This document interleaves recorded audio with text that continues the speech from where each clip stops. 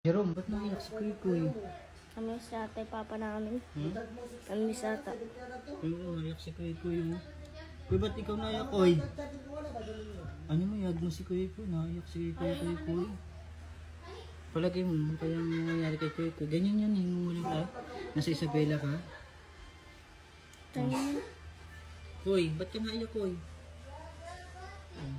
Siguro na-miss na si mama at papa mo. Kaya mo, magkikita naman kayo ulit mo, no? Wala ka bang gustong sabihin kay mama at papa mo? Bakit? Joke ko. Huwag kang magtampo sa kanila kasi mahal ka rin nila. May mga problema na talaga siguro ngayon, no? Kaya ano natin muna yun, ha? Koy, ba't naiyak si Kuy Kuy? Naiyak si Kuy Kuy. Ba't naiyak si Kuy Kuy? Ba't naiyak si Kuy Kuy? Ba't naiyak? Ha? Ba't naiyak? Namimiss niyo si papa at mama mo. Ikaw, hindi mo namimiss sila? Namimiss mo yun, alam ko eh. Yun naman, Kuya, dito naman si Jerome eh. Yan o, may kalaro ka na. Laro kayo ni Jerome? Hindi daw. Hindi daw? Dahil mo buwang araw, Jerome. Bakit? Bakit? Bakit? Bakit? Talaga siguro siya naalala niya yun.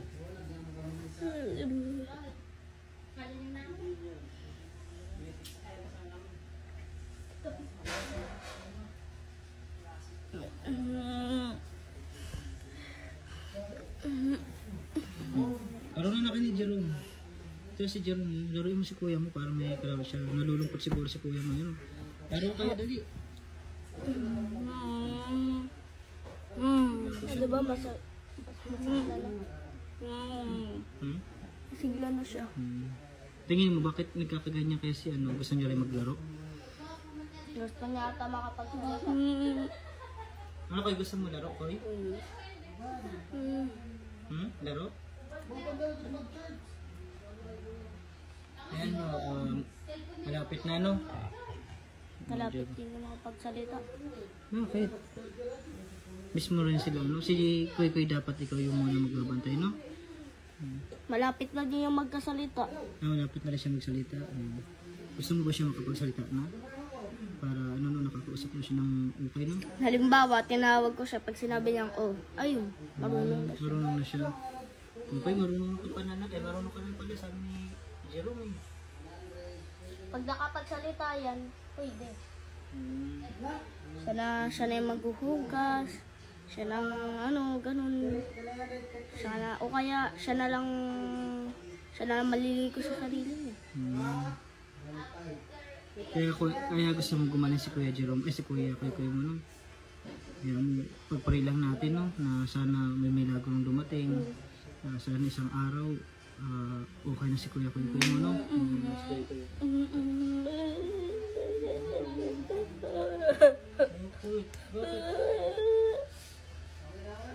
Paano iyak? Paano iyak? Andito naman si Jerome eh. Kaya kahit halimbawa, tapos mo na yung i-vlog, naiyak pa din yan. Naiyak mo rin siya. Namimiss niya talaga si mama at papa mo, no? Naiisip ko nga kasi, paano niya yung nami-miss? Ganun. Iniisip mo rin kung paano niya namimiss kasi ganyan yung niya, kondisyon. May ano rin kasi yun, may damdamin din si Kuya Kuy mo. Nung wala ka nga, iyak yan ang iyak eh. Nasa Isabela ka. Iyak siya ng iyak. Ano Koy? Alam ni Kuya na kapatid ka niya. Kaya nalulungkot siya nung umalis ka rin. Nasa Isabela ka. Matagal ka doon sa Isabela eh. 2 months ka ata doon sa Isabela eh. Kaya nalungkot siya, wala siyang kalaro. Iwan ko kung isasama ba yan namin sa Pabicol, kung isasama natin. Pero gusto mo siya isama para may magbantay, no? Gusto ko po pala ni Jerome isama si Kuy Kuy sa Bicol para may tagabantay rin si Kuy Kuy. Kuy, gusto mo may Bicol, Kuy? Para halimbawa, sa vlog namin, may tagapagbantay. Galing. Gusto ko daw isama ni Jerome. Ipapakilala ko yan doon, yung kapatid ko sabihin ko. Kapatid ko ang special. Para maano na yung parang maano na nila makilala na. Sige, kuya, no? Kanino mo ba siya papakilala? Kay ano, kay Mama McDonald. Kay Mama Sa, McDonald. sa dalawang magkambal dun. Batiin mo si Mama McDonald. Hello po, Mama McDonald. Hello po sa inyo. Gusto mo pala siya pakilala kay sa anak ni Mama McDonald sa Kambal, no? Pati kay Mama McDonald, kay Mama Jo. Para maramdaman din nila yung pagmamahal kung paano magkalaga dyan. Kay Kuya. Noon, Kuya Owa, boys buhay kami. Dahil dun sa Maynila, alam mo, nakatara kami. Yung pangulo namin, baligtad. Bakit? Maramot, hindi mapagbigayin. Tignan mo, nagalit ang mga bandito. Habang nasa loob kami ng Ferrari, tinambangan kami sa daan. Ano pa mga kami, dadalaw sana kami sa Dalaw Bridge namin. Kuy. Wala. Yung mga bang, kung makikita mo Kuya Owa, iba na yung amin ng tubig namin. Pag umaga, lilino yung paggabi, langis na yan. Langis na ng mga sasakyan. Yung polis nga, gusto nga sana uli ng mga bandido, kaso nandun sa dulo yung kotse, kung makita mo, sa unahan. Kaya, hirap, nagpaisbuhay kami na ito. Kung makita mo, ganyan-ganyan talaga ako. Sa naman, gumaganyan na. Parang gusto na namin magganap eh. Pero Kuya Owa, ang ganda ng ginawa namin. Gumawa kami ng electric pan. Matalino na ako, pa-coke lang. Tapos yung LPG, ginawa ko din yun. Tapos yung secret light ko hanggang sa lumigos siya, gano'n. Ginawa ko secret orderan. Yeah, nag-post boy kami niyan. Sana maranasan din niya ng mga ibang bata, gano'n. Yung pananambang sa daan, di ba?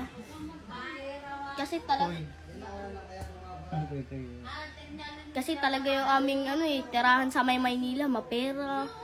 Minsan patayan pa kayo hinaharap eh.